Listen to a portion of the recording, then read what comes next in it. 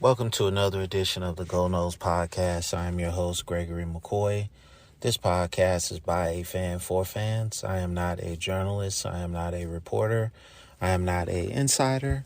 I do not work for a website. The majority of my content comes from me, in my opinion. Other information comes from the internet. You can't lose to Georgia Tech. You got 2 weeks to prepare for Georgia Tech. There's no excuses at this point. I will, before we embarked on this 3-game stretch, if you go back and listen to the episode before this 3-game stretch, I said it's a significant chance that you could go 0-3. These teams, with the exception of NC State, I felt like was better coached, better conditioned, and just better teams. I feel like we're a better team than NC State. I felt like we was better coached than NC State. We just made a dumb decision at the end of the game.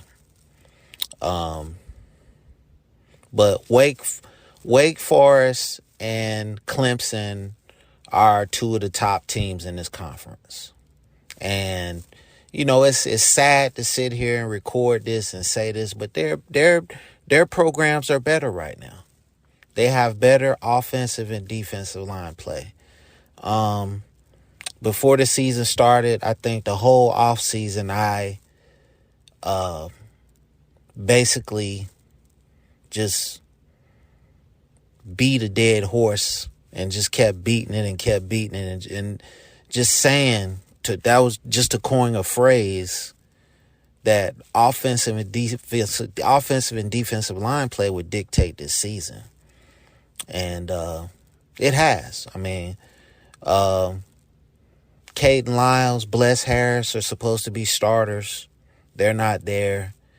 You put in Robert Scott and Maurice Smith, and I haven't seen Caden Lyles play, so I can't say it's a drop-off, but Maurice Smith is, he needs to get in the weight room. Robert Scott needs to get in the weight room. I mean, he did an okay job against Clemson, and when I say okay, I'm thinking C-. I think the offense as a whole did okay. The defense, I don't know what to say. I mean, constantly out of position, constantly getting beat on swing routes, missing tackles. I mean, for all the good energy that was built up in the NC State game, you kind of lost that in the Clemson game. And, like I said, you just can't lose to Georgia Tech, not with 2 weeks to prepare. I'm hoping that you get Fabian Lovett back. You get an extra week to get him back, and that should help tremendously. Because he really is the run defense. I mean, he's the heart and soul of the run defense. Because, I mean, if you can just go 3-2, down this last stretch, I mean, I got wins over Georgia Tech and Louisiana. Then you gotta win Miami, Florida, or Syracuse. And Syracuse is looking pretty good right now. So I don't know if you can beat them. And then you got 2 rivalry games. And, you can just throw the records out the window when it comes to rivalry games. So you got 5 games left to get bowl eligible. I think that's pretty much what we're shooting for right now. Is just getting to a bowl game, getting some more practices, seeing if we can improve this thing. I like how the team kept fighting. They didn't give up. I mean, but it just sucks losing to Clemson 7 years in a row. We got to do something with our strength and conditioning, man. Because that's pretty much how we're losing games now. We're getting pushed all over the field. We got to do something about that. I actually like some of the offensive play calling. I like the aggressive throws, the jump balls to Wilson. I like that. Jordan Travis just has to put the ball out there better. I mean, they were bad throws. The receiver had no chance to catch the football. To me, you're aiming the ball for a spot instead of just lobbing the ball in the air and just see who the better athlete is. Like, you have to actually give Johnny Wilson a chance to catch the football. I mean, it's called a 50-50 ball for a reason. But to me, you didn't give him a 50% chance of catching the football. You gave him no chance. So Kurt Herbstreit said one of the most insightful things that I've heard him say in doing Florida State football games. And he said, and it pertains to Jordan Travis, he said Jordan Travis is at his best when you get the ball out of his hands quickly. And I totally agree with that.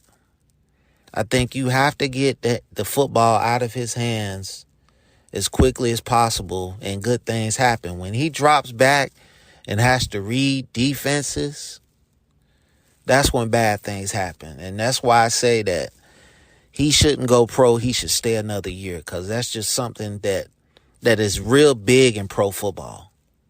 And they're not going to let you learn on the job with that. So if you can get another year up under your belt of reading defenses, I think it would behoove you to stay another year.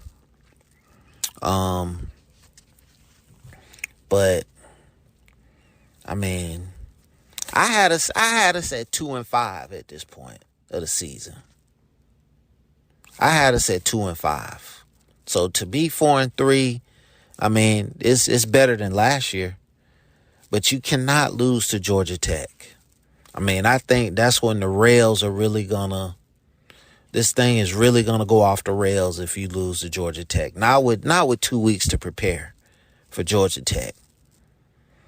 I don't really think any logical thinking Florida State fan was going into this 3-game stretch thinking that we were going to win all 3 of these games. I thought at best we could beat NC State. I felt like we could beat them, and we should have won that game.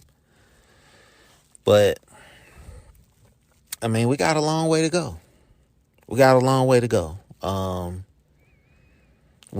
to do something about our interior.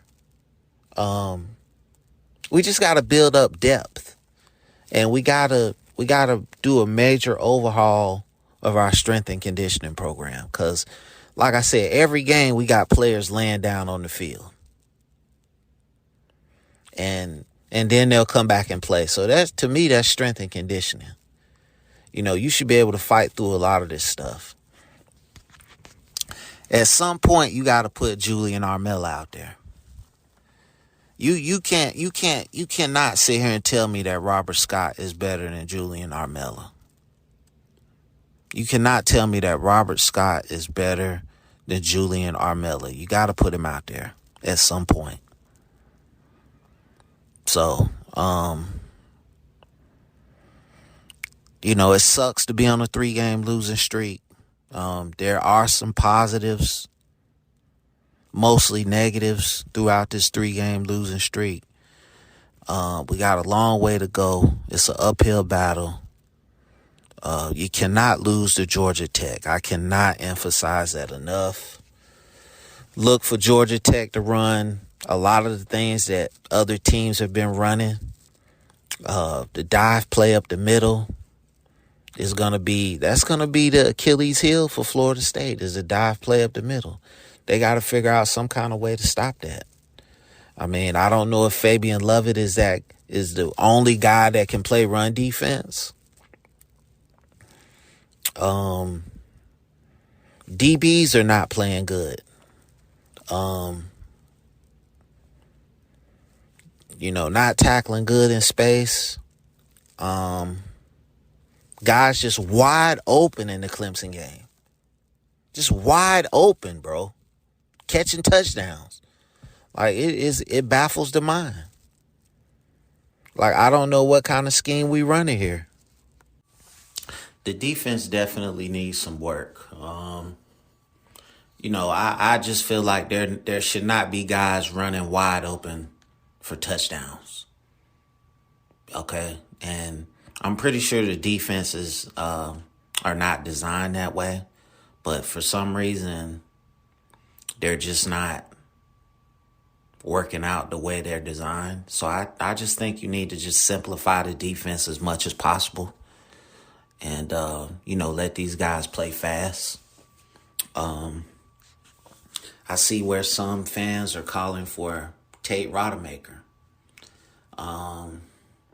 I don't think putting him in is going to help the situation. I think, the offensive line has improved, but it's still not elite. And, for this team to get where everybody wants it to be in this fan base, you're going to have, excuse me, you're going to have elite offensive line play. To beat Clemson, just to win the ACC, you're going to have elite offensive line play. Beating Clemson, beating Wake Forest. And, that's just the way it is.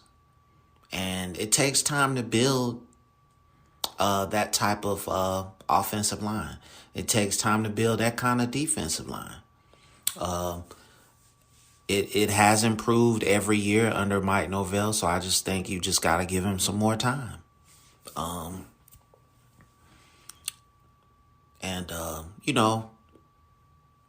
I'll be the first one to admit that he makes some questionable calls in games and some bad decisions.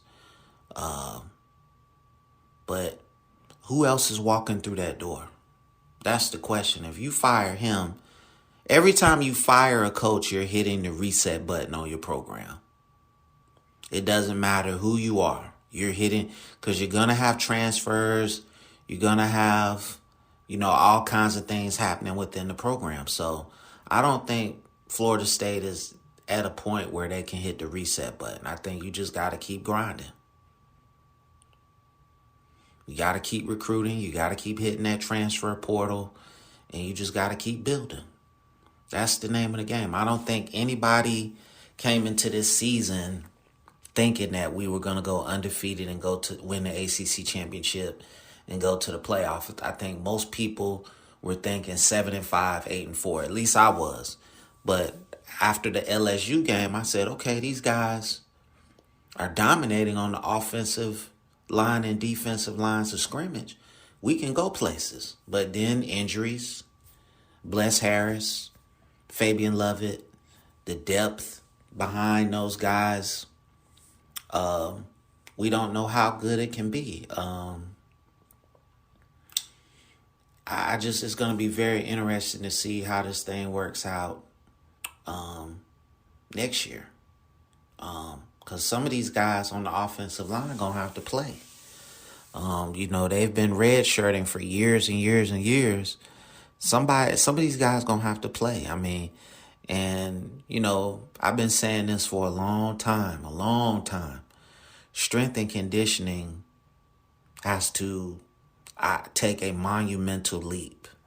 And in my humble opinion, it doesn't take 5 years to get your team to an elite level of strength and conditioning. It has to just like playing hard for the coach, it takes buy-in.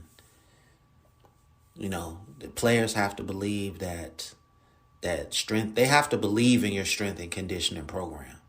1. Then 2, they have to participate in it. And like I said, I just don't think that you can just go into the transfer portal every year and thinking that you're going to get a Jared Verse or Jermaine Johnson type player. Those, you've effectively hit the lottery 2 times in a row with those 2 guys. But you can't roll the dice every year and think that you're going to get those type of guys. So, you have to do your due diligence in recruiting. And I don't like to call for people jobs. I don't like doing that, but some changes got to be made, man.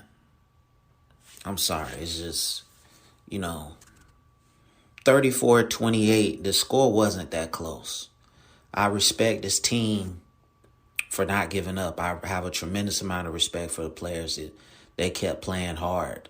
But, we're just not there on the offensive and defensive lines.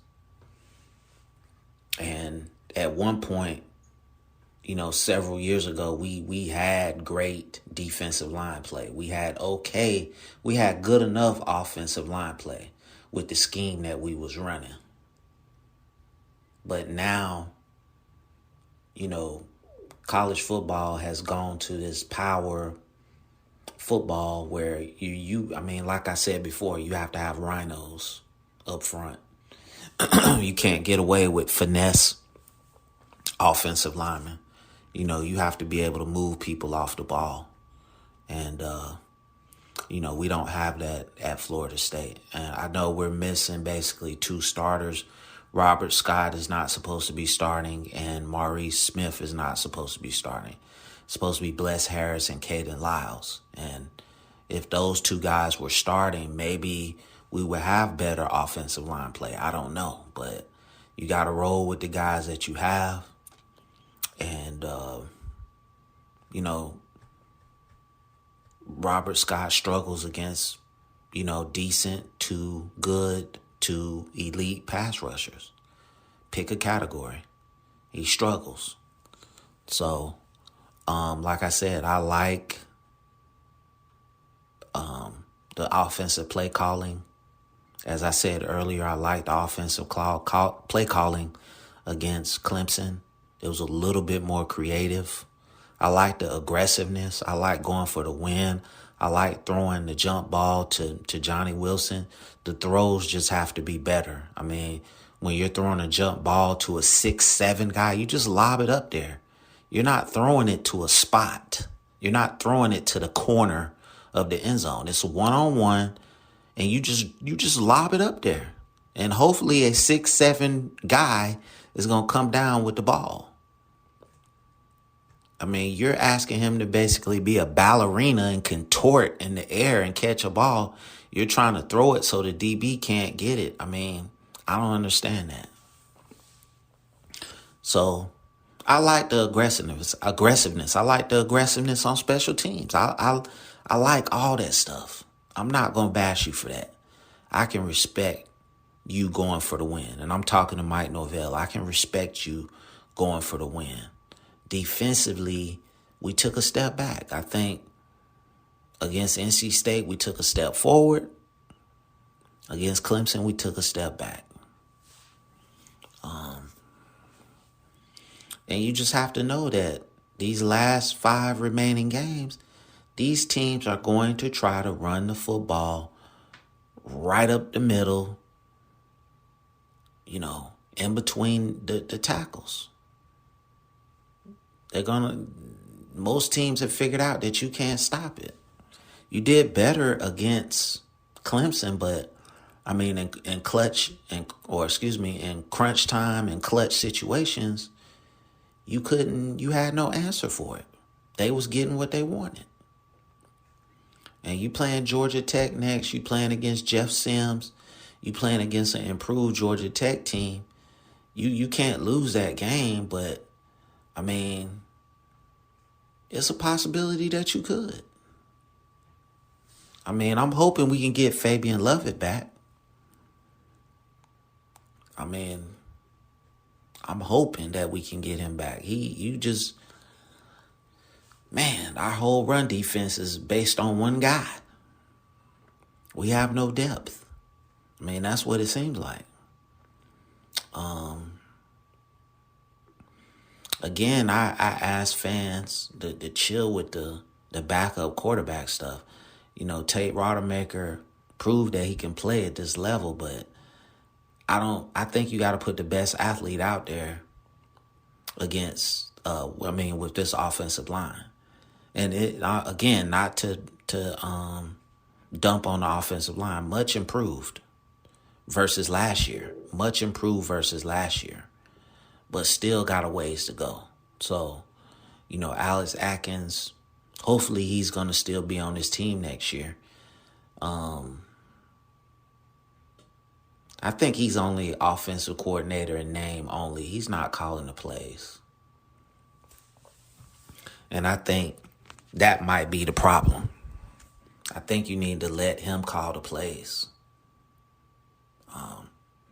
I think at this level, the head coach should be a game manager and focus more on all aspects of the operation. But Norvell wants to call plays, so it is what it is. I think Atkins did call plays when he was at Charlotte, so I know he can do it. I don't know, man. I just think out of these last 5 games, you would hope to go 3-2. Georgia Tech, Louisiana, and Miami. I think it's going to be a tall ask to beat Syracuse at this point. I think it's going to be a tall ask to beat Florida.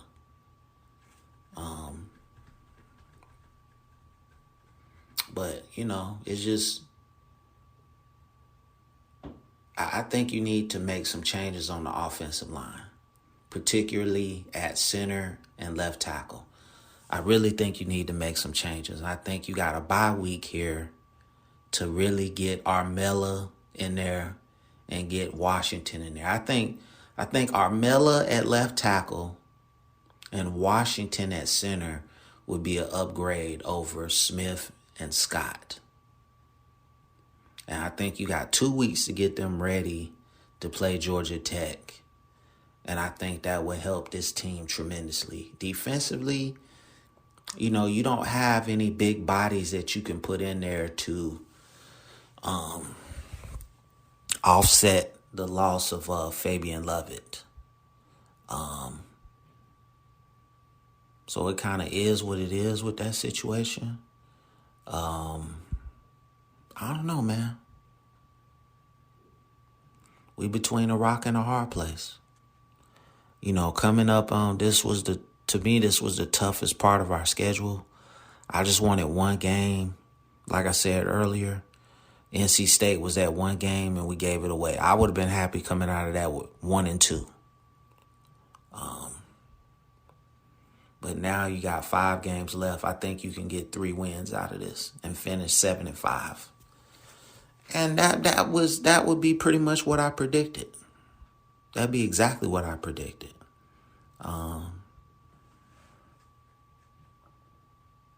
We got a long ways to go. But, just overall evaluation to this point, strength and conditioning has to improve tremendously. You got to find some players on the offensive line at center and left tackle. I think your guards are playing really well. I think your right tackle is playing really well. They move people. You know what I'm saying? They go out there and get after it. The center and the left tackle are the weak points of your offensive line. And opposing defenses and defensive coordinators, they know that. Clemson knew that. They knew to put their best pass rusher on Robert Scott that he couldn't hold up. If you go back and look at that tape, Xavier Thomas was pretty much over there the whole time. But he's still working his way back into game shape. That's why he couldn't dominate the way he did.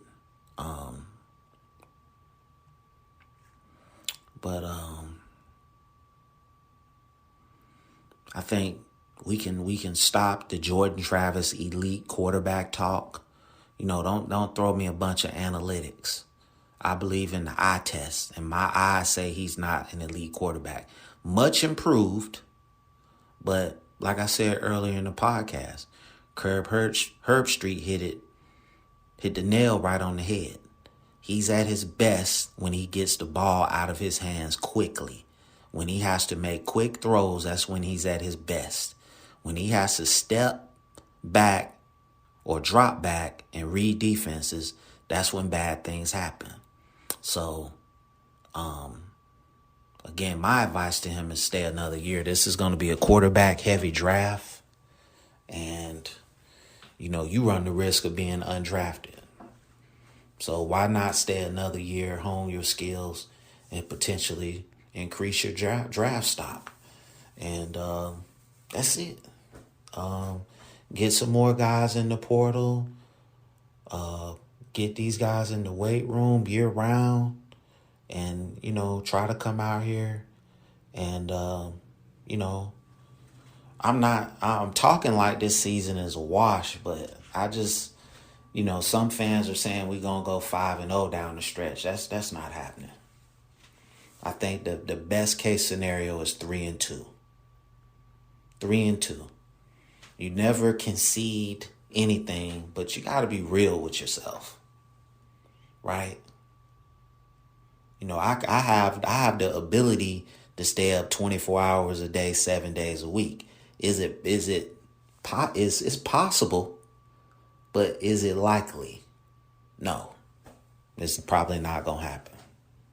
So same thing with football. We could go 5-0, but it's probably based on previous games in history this season, that's probably not going to happen. So, some fans, they like to live in this mythical, virtual reality, PlayStation All-American type world. I lived more in a reality-based environment. And I just take the lay of the land and I say, hey, you got 5 games left. I think you can win 3 of them. Louisiana ain't no pushover. Georgia Tech ain't no pushover. You could actually go 0-5 if you don't come out here with your mind right. You could actually go 0-5. So Syracuse, give Dino Babers a lot of respect, man. He got them guys playing. And they love to run the football with, was it 34? You better hope Fabian Lovett comes back. Because they love to run the football.